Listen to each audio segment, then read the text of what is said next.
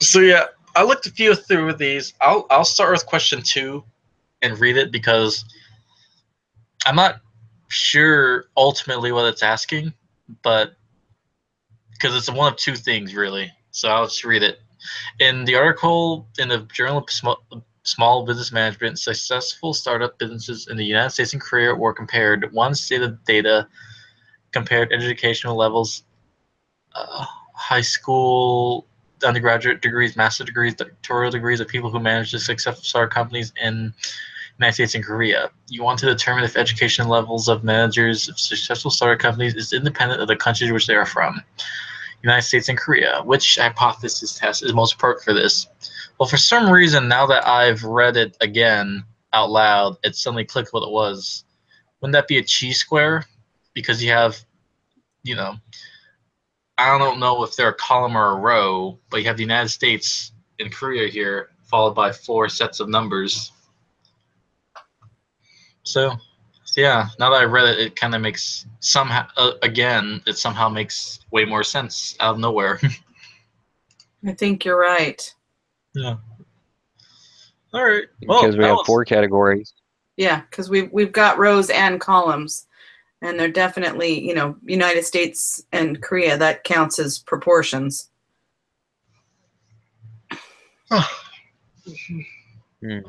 nice. Because Well, that's United States and Korea, that would count as categorical, right? Even though the other stuff Yeah. could be looked at as quantitative. Well, I think the proportion for each of those countries would be how many how many startup companies there were. That would be N, and then X would be how many were successful. I don't know. Within each category, high school graduate, 2-year degree, or 4-year degree, master's degree, doctoral degree. Yeah. Chi-squared. I think you're right. I take number 3. It says a human resources manager reported data from a recent involuntary reduction in force at her company. That you are an attorney and want to determine if age discrimination was a factor. It is illegal to discriminate against employees because of age. The company reported the number of employees in 2 groups, 40 years old and younger, and over 40 years old. They also reported the number of employees in each group who were terminated. You want to determine if both age groups were treated equally. Which hypothesis test would be most appropriate for this analysis? At first, it kind of looks like a proportion, but not really. it Because could be 40 years, but 40 years is quantitative, not categorical. Yeah. So that would be independent sample, because I don't think they count as pair samples. I don't know, it kind of looks. Well, wouldn't it? Because it did say it's in 2 groups, so almost automatic. But if that's the case, it almost automatically puts it only as the test of 2 proportions because that's the only one that mentions.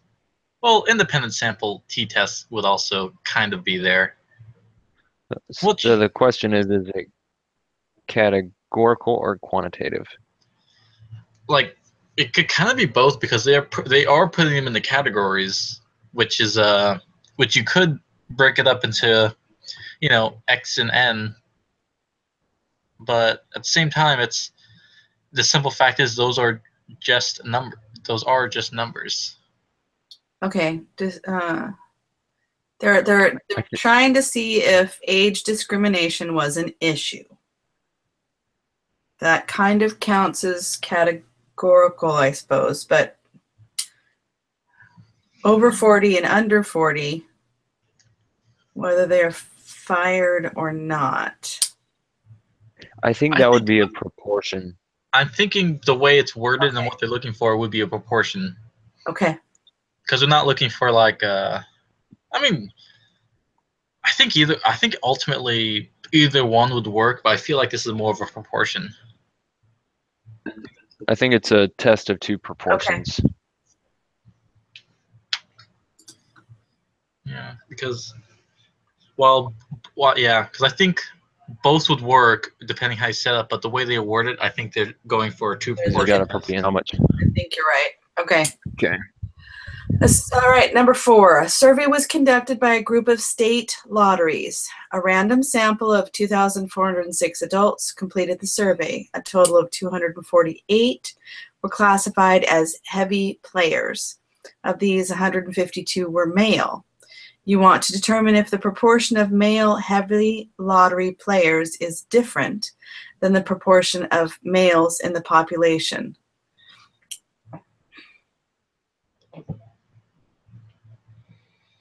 I thought in the review it was males to females.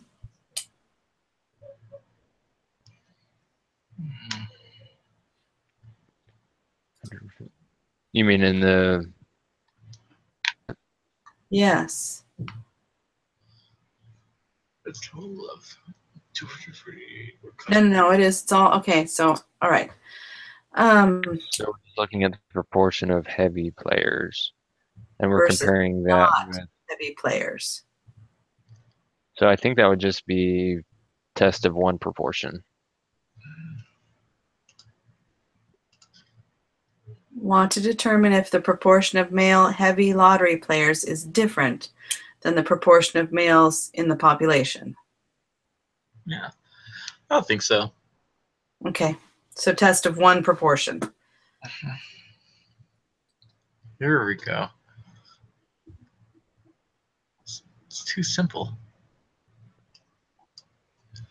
At least they said the word proportion in there.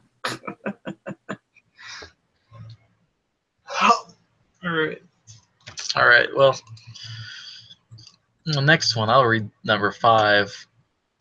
A student project compared the effectiveness of 2 different combination locks. One of the locks turned clockwise first, and the other turned counterclockwise first. They have 25 students who participate in the study. Each student was given a combination to each lock and was asked to open the lock.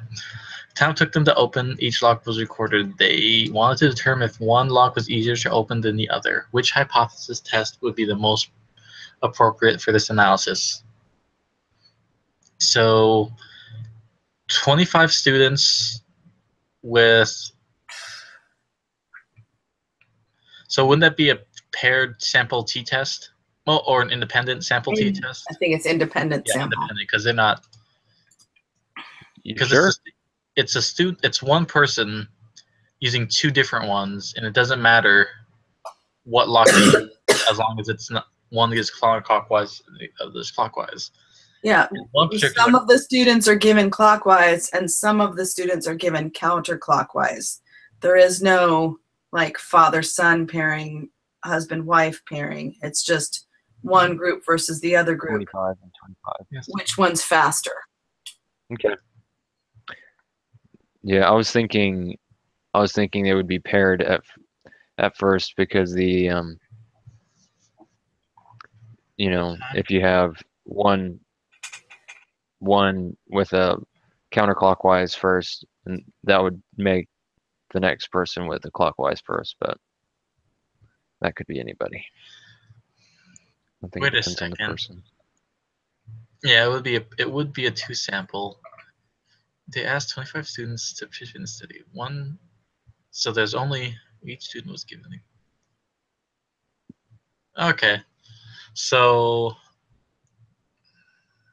I'm just trying to think. Wait. Reread this. So each student was given the combination to each lock and asked to open the locks. So they were each given both locks. It is paired. Okay, so it was 25 students total, and then each student had 2 locks. Yeah, because I was thinking about that. I was like, how would they set that up? Because it would be one, they'd compare one time and then the other time. All right. But in order to do it accurately, it had to be the same person doing both blocks. Yes. And then you measure the difference. Okay. So it is paired. No, you were right. I was thinking they were giving one set to one and one set to the other, and that's not And what they're then saying. Go. Okay. I think I've got the next one. It says for the next 3 questions, identify the one confidence interval that is most appropriate for the given situation. A bank employs 2 appraisers. When approving borrowers for mortgages, it is imperative that the appraisers value the same types of properties consistently. To make sure this is the case, the bank evaluates 6 properties that both appraisers had recently valued. Which confidence interval would be most appropriate for this study? So I think it would be paired samples. T confidence. Because they're the same properties and they're trying to see if the 2 people, they're trying to see the difference. It is imperative that the appraisers value the same types of properties consistently.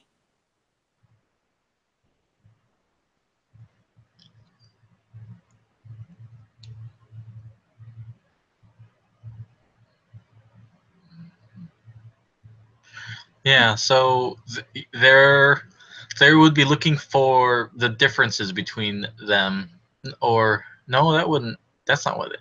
What are they looking for? Right, when approving.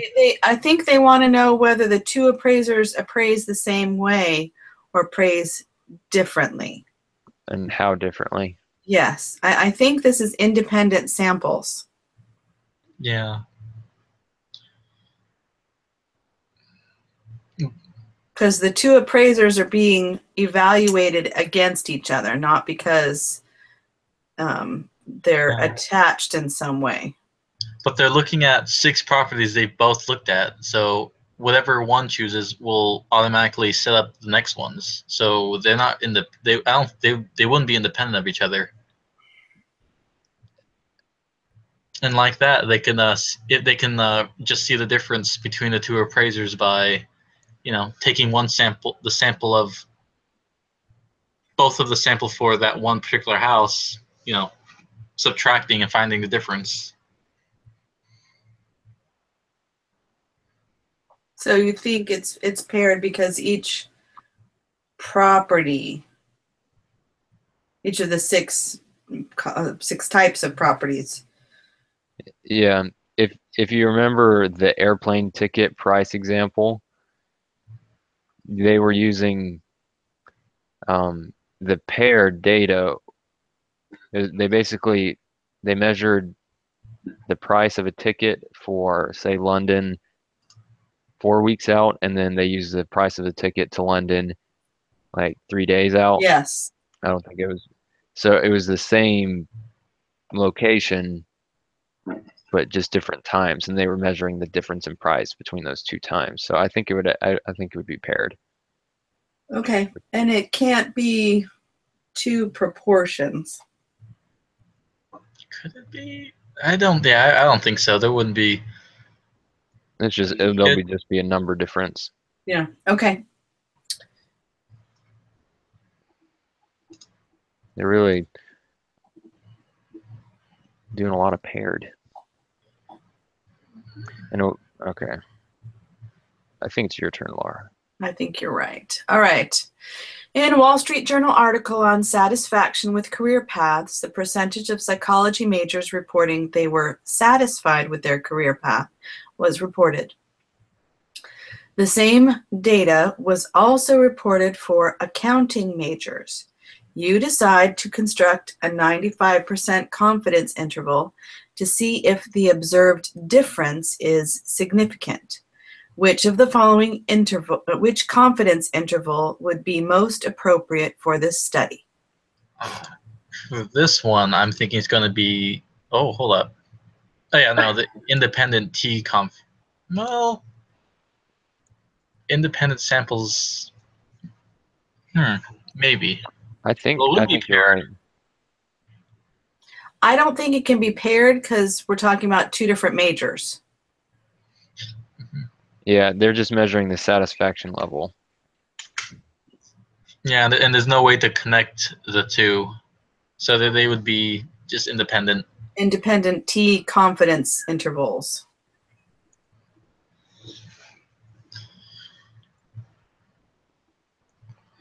All right.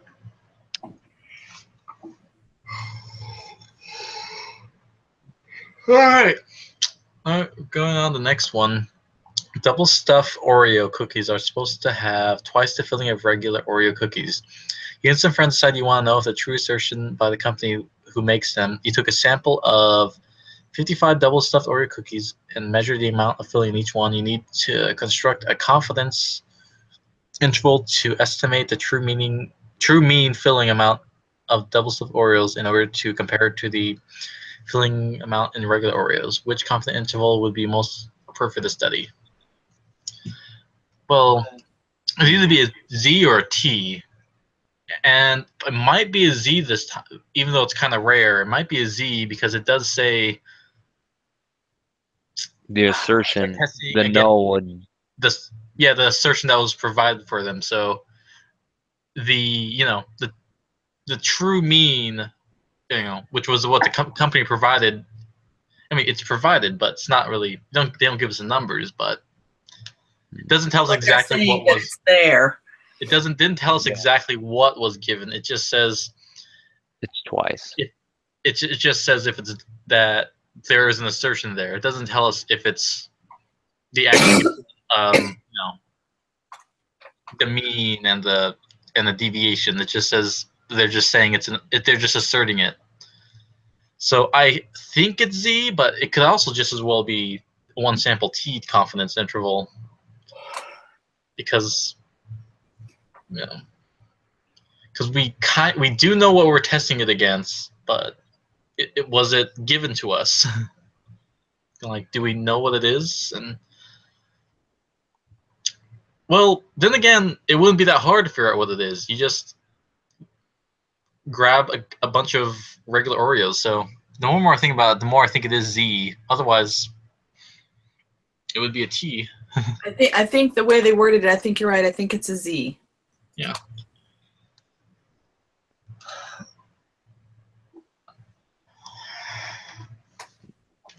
Yeah, all you'd really have to do is just multiply it by 2.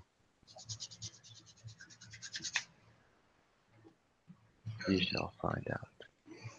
It says, which one of the following best defines the notion of the significance level of a hypothesis test? Okay.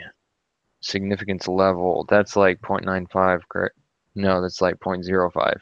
Yeah. So The ones most often used are that 0.05, 0.01, and 0.10. Okay. So it would be A. No, I think it would be. Was it B or D? Okay, just a 'Cause I sec. think A is the p-value. Thought Wait, no, the hold on, let me- probability of observing a sample statistic more extreme than the one actually obtained, assuming the null hypothesis is true. Okay, so where is it?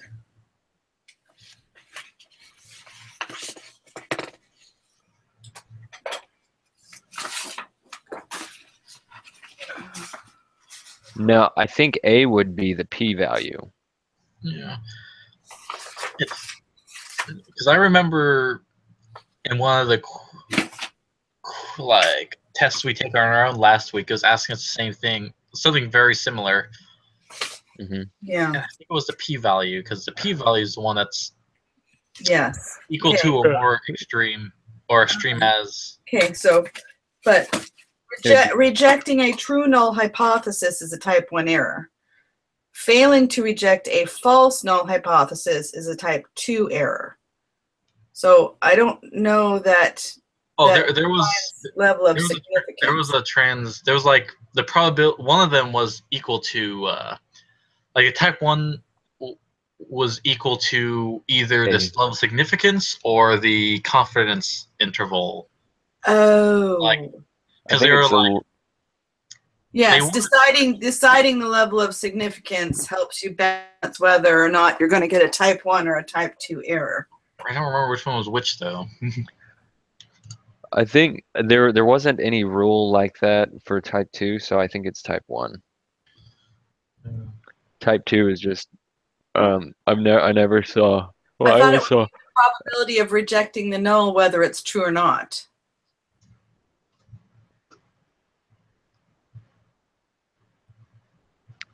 Right. Significance 'Cause level. the level of significance is, you know, our level of confidence. No, I mean our That's you know, we are 90. So if we're at a level of significance of 0.05, we are 95% confident that our, whatever it is that we've decided when we get our confidence intervals is true or not. So wouldn't it be the probability of rejecting the null hypothesis? I don't think so. Okay. But I remember the equation alpha equals the probability of the type 1 error. So if I'm a little fuzzy on the Probability of type 1. definition of significance level, but if the significance level is alpha, then it would be B. Equals the probability of doing a type 1 error. Okay. But they did word B a little differently than they have in the past. The probability of the type 1 error. I Yeah. think it would be B.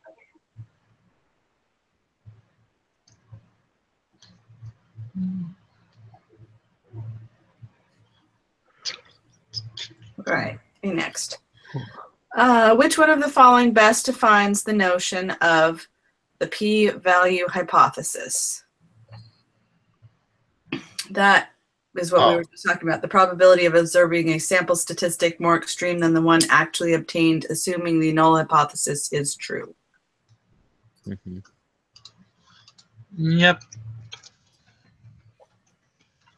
Muy bien.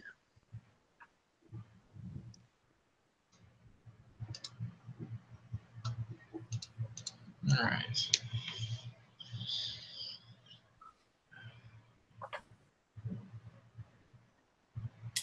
Who's next? 11. I think Edward. Yeah. Suppose you create a 95% confidence interval for a mean and get 10 and 20. You've been told to report this by saying we are 95% confident that the true mean is between 10 and 20. What exactly does this mean? This was one of the ones I just went over with our teacher a couple of days, and she hates the way it's worded, but it's 95% of all 95% confidence intervals actually contain the true mean. 95% of all 95% confidence intervals actually contain the true mean. That is kind of weird. Yeah, I think it would be better if they just said 95% of this type of confidence interval actually contains the true mean. So it would be less redundant. But Because, I remember, yeah. it's so weird. It actually helps me remember which one it is. And I'm just like, it's a weird one. Click that one. Weirdly worded. I got it wrong on both exam 1 and exam 2 because I was like, that doesn't make any sense.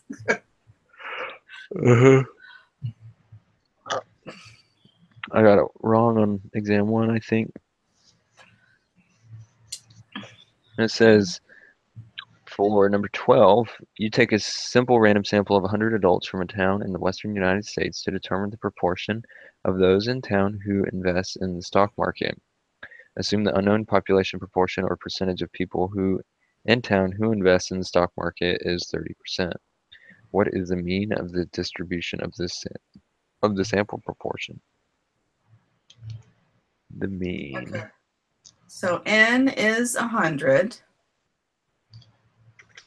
And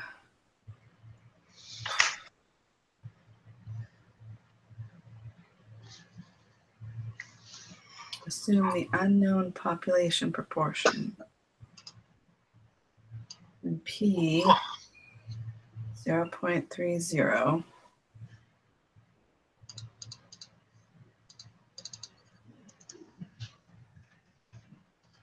I think that first one is they just gave it to us. P is 0.30. The That mean would of be the the mean. distribution of the sample proportions. No, p hat. P is the, I have to be careful, I get that. P is the parameter, p hat is the statistic.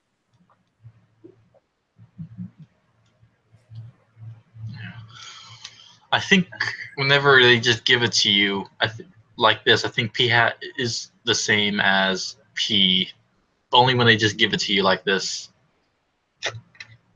Okay, so Pretty, because you have nothing else to go off of. or is it p hat is x divided by n? So would that make x r 0.30 divided by n 100? Well, that would still be that we would have that it would still be the same thing. I think 0.3 over 100.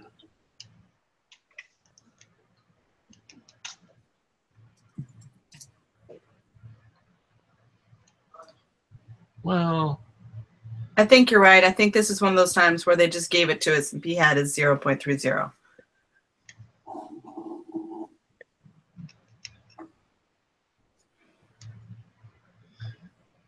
yeah, because if you try to take that sample down, with the x, was x over n, it'll Yes. put you down to like,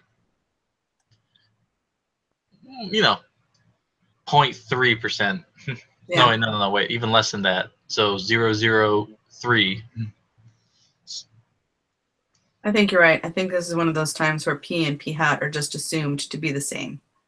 Okay, so what is the standard deviation of the distribution of sample proportions? I think this would just be a one proportion test. Hmm.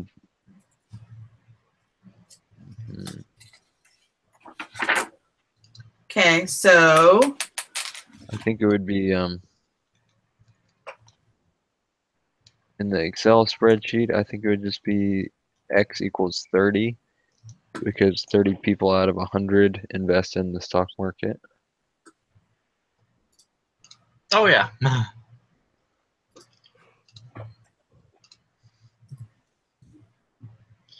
All right. Standard deviation. and what do we put in our null hypothesis then?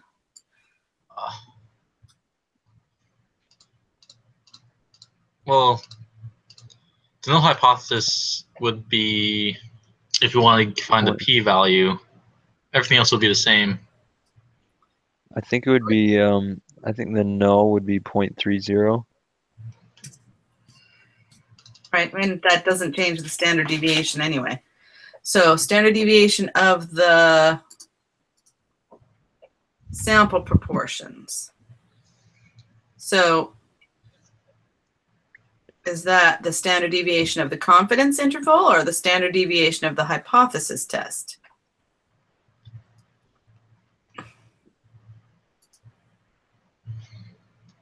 Although it looks like they're the same.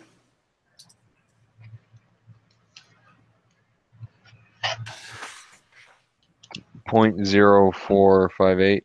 Mm-hmm. So 0.046, right? Mm-hmm.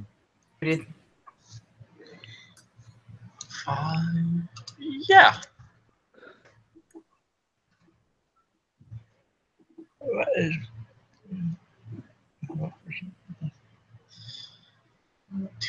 Five.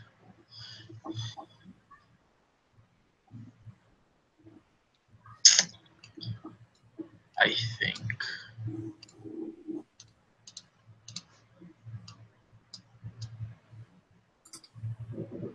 Okay, so 14, what is the probability that your random sample of 100 adults will have a sample proportion less than 25?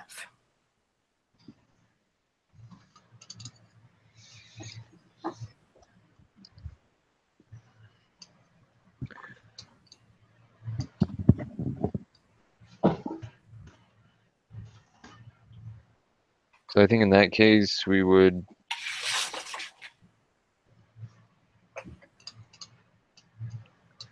Put the null hypothesis at 0.25.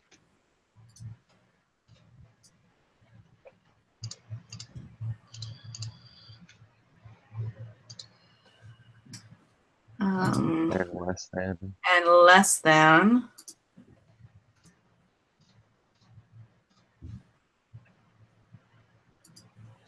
So the p-value is 0.876. Is that what we're looking for? Yeah.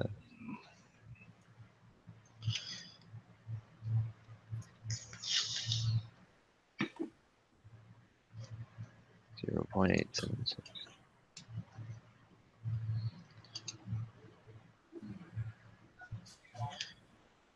Well, let's let me 1. Hold on.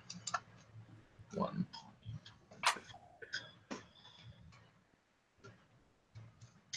Well, when I put the z-score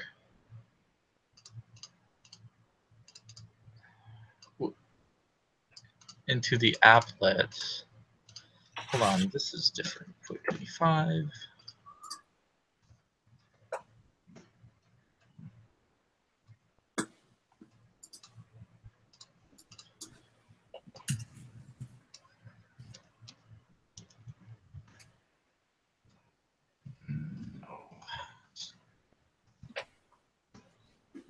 So what are you putting into the applet?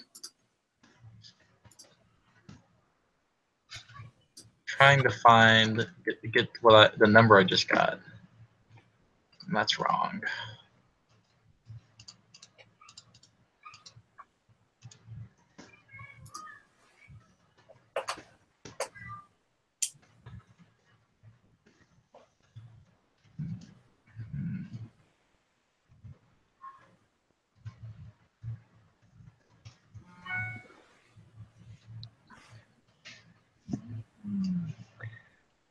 Maybe we should just use the equation.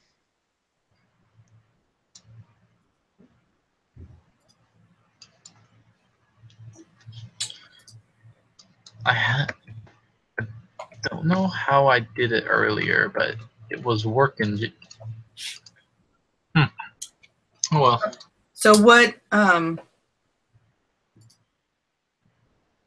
are you trying to work other than the Excel sheet? Nothing right now, but I was just When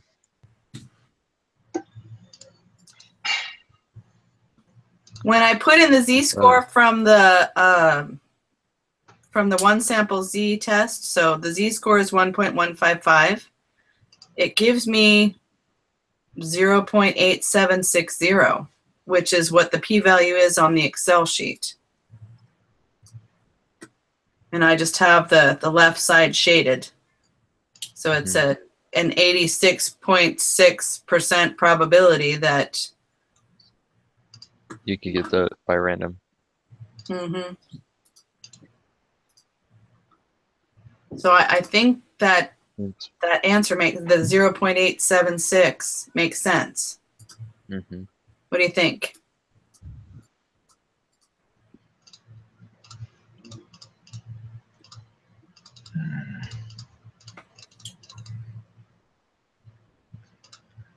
No. I think it makes sense.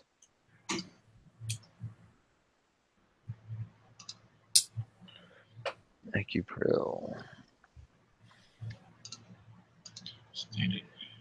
You still working on it, Edward? Yeah.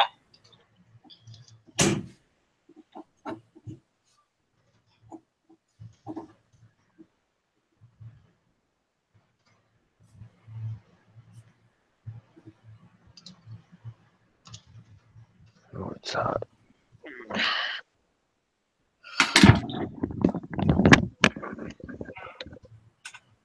Oh. Edward, do you want us to go on to 15 and then you catch up with us, or do you want us to wait till you've No, you can do whatever you want. I'm just trying to see if I can get this to work. What are you messing with? the area. No, wait, that's wrong. 25.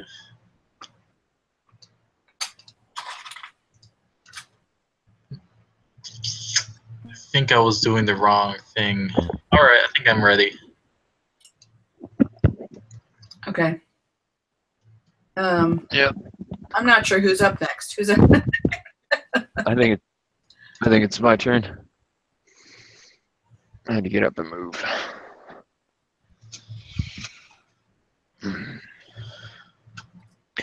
Okay, Acupril is meant to control hypertension. In clinical trials of Acupril, 2,142 subjects were divided into two groups. The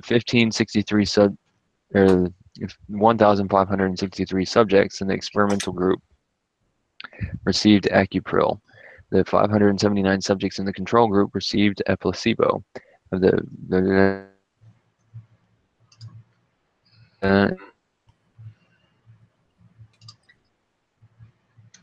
the 579 subjects in the control group, 15 experienced dizziness. Let P1 be the true proportion of people who experience dizziness while taking Acupril. Let P2 be the true proportion of people who experience dizziness but do not take Acupril. Create a 95% confidence interval for P1. So would this be a 2 proportion? Yep. 2 proportion.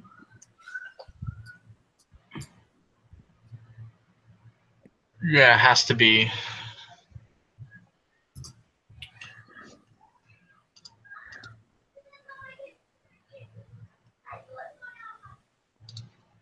So X1 is P1B, the proportion of people who experience dizziness. The takers of Acupril, the ones that experience dizziness. so 61 is X1. N1 is 1563. And X2 is 15. And N sub 2 is 579. And let P1 be the true proportion of people who experience dizziness while taking Acupril. Let P2, yeah, okay. So type of test we're doing is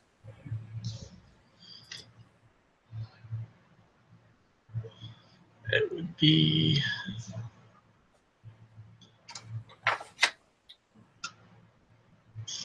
doesn't well we won't need it until we need a p-value.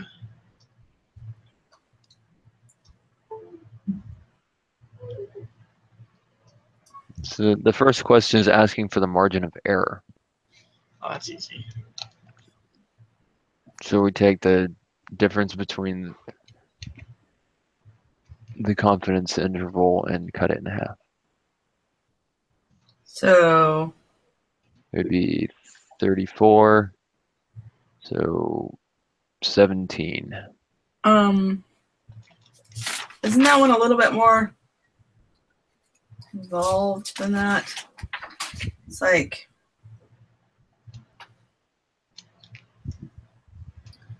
for 2 proportions we have to, so everything after the plus or minus of P hat sub 1 minus P hat sub 2 plus or minus, so everything after that is the margin of error. So Z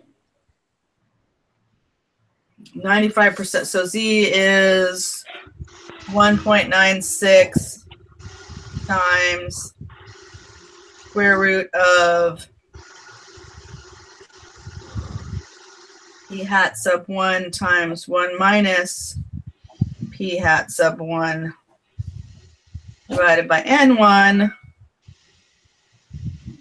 plus P hat sub 2 times 1 minus P hat sub 2 over N2. Like I thought this margin of error is a little more complicated because the last time I tried to just find the difference, then divide it. I've been wrong every time.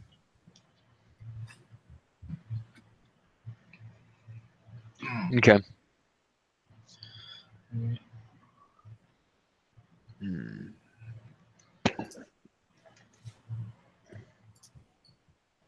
Zero 3.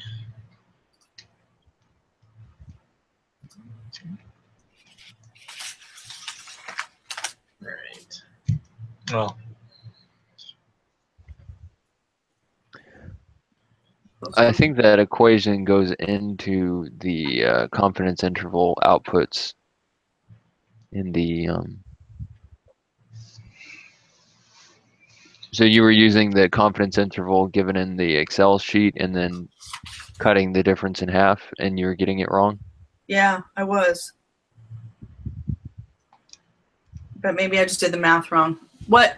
I'll do it the way I'm thinking I'm supposed to do it, and you guys do it the way you're doing it, and let's see who's right. Okay. And maybe my math was off. All right, so.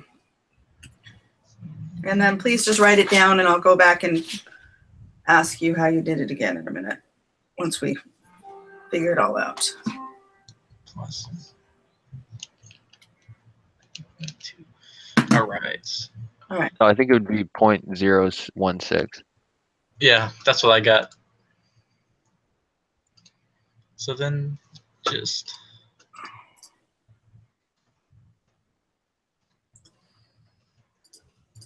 Okay. right. Just put in the lower and upper bound for 16 and 17. So that's lower is negative 0.003. 17 is 0.029. So you just, maybe I was doing, all right, so 0.029 subtract 0.003, and then you just divide it in half. Yeah, that's usually what I do. I must have been doing the math wrong or something. All right. 9 minus negative 0.003 divided by 2. Yeah. Okay. 0.016. All right, and they gave us, so our lower bound is negative 0.003. Sorry, I'm catching up. I was still doing math. Upper bound is 0.029.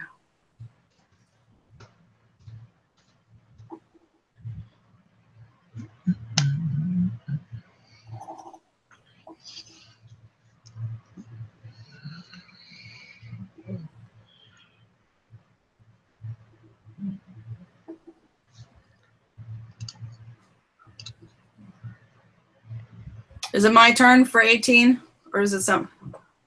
Sorry, I keep getting lost.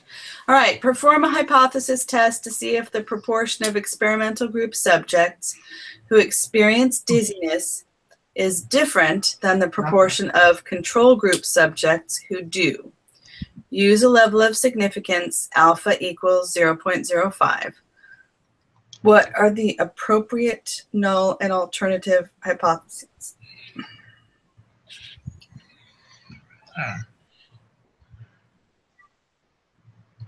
Well, it would be A, because the null would be, P1 equals P2.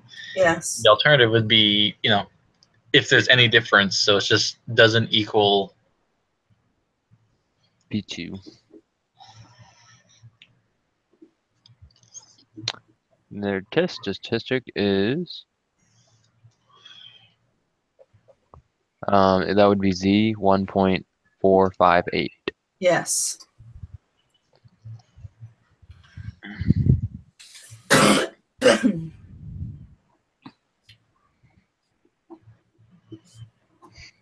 And the p-value is 0.928.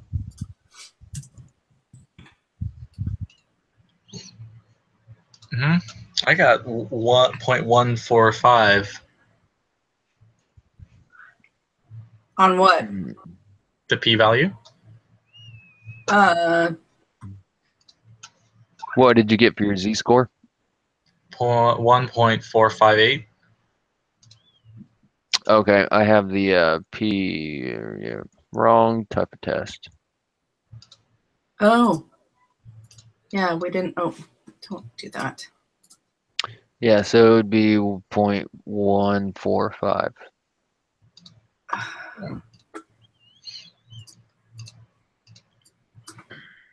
All right. So we figure out the p-value and the z-score. Then next question is, from that p-value. All right. No, it's different. All right. Is there sufficient evidence to conclude that the true proportion of people who experience dizziness while taking Accupril is different than the true proportion of people who experience dizziness while not taking Accupril? And it would be no, there's not sufficient evidence. Or, yeah, there is not sufficient evidence, and I failed to reject the null, which is the last one. Cool. So the next one is a survey was conducted of 1,279 randomly selected adults age 18 and older. They were asked, are you a morning person or a night person? The hypothesis for the study are being a morning or evening person is independent of age. Being a morning or evening person is not independent of age. The results of the survey are given here. So this is a chi-squared, however you pronounce it. Yes.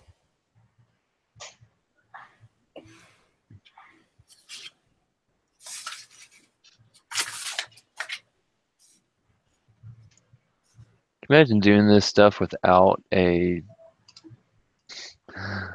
No. Eh.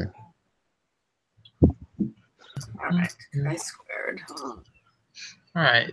Morning, evening. Okay, so we're just keeping the rows and the columns the way they've given it to us. 97, 131, 77, 167, 210, 200, and 210, 190.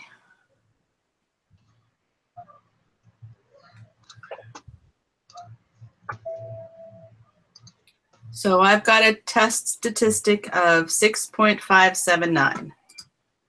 Me too. Excellent. And I've got a p-value of 0.0866.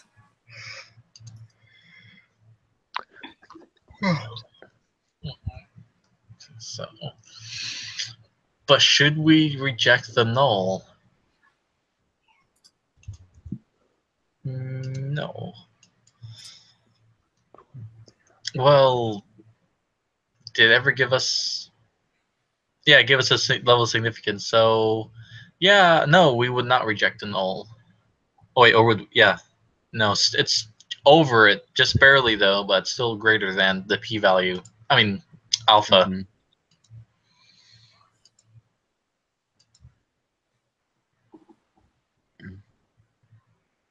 Oh, okay. So that would be what? I typed something in wrong. So we're in 24 and we're saying what? No, the p-value is greater than 0.05.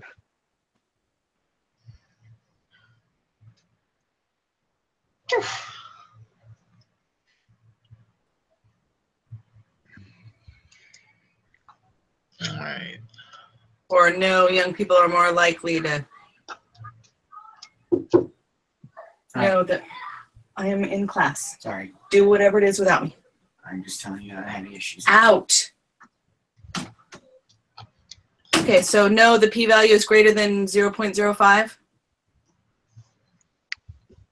That's what I put. I think that means we fail to reject the null. Yes. So I've got to go and this is probably my last question with you guys. But it's it says, what do you conclude based on the results? So we have insufficient evidence to say that being, A morning. okay, I think it'd be the last one. We have insufficient evidence to say that being a morning or evening person is not independent of age. Because that would be the alternative hypothesis, and we'd fail to reject the null. Oh yeah, that's right. Because the null has already said being a morning person is independent. Wait, no. Being a morning person is independent. So that would be the null. Okay, we have this. So we have insufficient evidence of the alternative. Which is that. Yeah, Being an so it would be of not independent. So yeah, you're right. All right. Which. All right. I think. All right, y'all. Trent, since you started it, do you want to just leave it running and go, and we'll finish, and you'll be able to come back and watch the rest of the recording? Sure. It's a good I idea. actually have to go too. Like, I thought I didn't think we'd have this many questions. Yeah, neither did I. Because I have to go a little bit earlier I work at 3:00 my time, but I have to go a little bit early today to take care of stuff that went wrong. So I have to go talk to the manager. I'm not in trouble, but just you gotta talk to the manager every once in a while because Clarify. yeah. Here's So, the yeah. Yeah. So yeah, and I gotta get my laundry done before I do that. So yeah, we got over just halfway through. We won't have time. We probably won't. No, we definitely won't have time to meet together again tonight. So I'd say we did pretty good, but we just have to do the rest ourselves. Yeah, I wasn't prepared for a 45 question.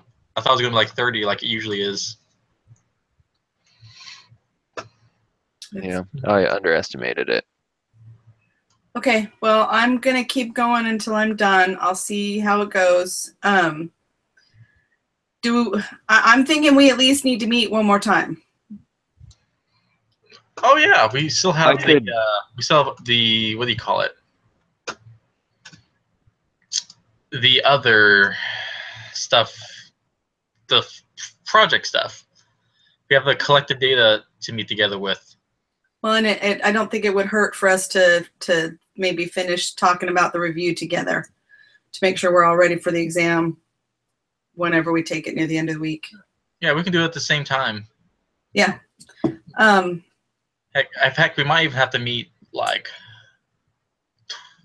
once and to set up how we're gonna do the collected data stuff, and then once more either Thursday or Friday just to say, hey, this is what we did so far. So we probably have to meet even twice. Okay. When are you guys free?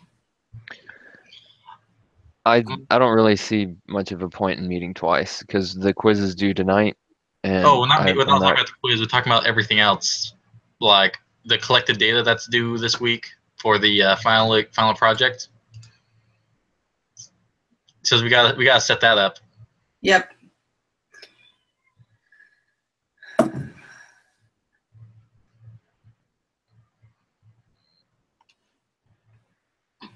Is he? Oh, okay. You froze for a second. So at the very least, yeah. at the very least, we have to meet together just a little bit, so we're all on the same page on what we need to do. To and collect then, the data. And then we go out and do it. The data. And meet together again, saying these are what the results are. Oh, okay. I see. Yeah. So yeah. Yeah, I'd be down for that. Yeah. So we can't really meet for the quiz, but we can probably meet. Oh, and afterwards, if we want to do any more review for the test, we can do that. But sure. Ultimately, we need at least 2 small meetings to do this. Or no, because if Venetic's not here, and we have to all get going anyway. Well, me and Trent. Yeah. So I don't want to try to plan something and then. Yeah. So let's just plan to meet on. I work in the mornings for the rest of the week, so I'm actually free during our usual meeting times for the rest of the week. So I'm good whenever. Well, I could meet tomorrow at the usual time, or I could meet tomorrow during the usual time, and then Thursday a little earlier. We're gonna be at the temple tomorrow. Okay. For my parents, so I would need to meet later tomorrow, if that's possible. Would earlier maybe work, like the same time as today? Not with Edward. Edward's working. oh, I don't work on Wednesday. Oh, okay. Yeah, morning would be okay. Even earlier if necessary. Okay. I could do how about we plan on 11? Can we do 11:30 Mountain Time? Yeah, like makes 1:30. 10:30. Yeah. Yeah, I will do my best to be there. Because I don't have the only thing I plan to do is probably go to the doctor's or do some DMV stuff, but that can all be done in the morning or even afterwards. Okay. So Yeah. that's I 11 said, Mountain Time. Let's make sure we text Anetic and let him know. Oh yeah. okay. I can do that. Okay, I'm gonna finish the quiz. So you guys have a great day, and I will see you tomorrow, and then we'll figure out what it is we need to do after we're done with, because tomorrow shouldn't take that long. It's just, all right, how are we collecting your, make sure everybody's collecting their data the same way. Buy your apples. Yep. If you want to spend a lot of time on it, we could even do it all on the same day, but I don't think that probably wouldn't be very realistic. Anyway, whatever. Yeah. Okay. I could finish the quiz, but it was way longer than I was expecting. But hey, we'll have time to review if we need to it later. All right, I gotta go. See you guys. Okay, bye. Bye. Thanks.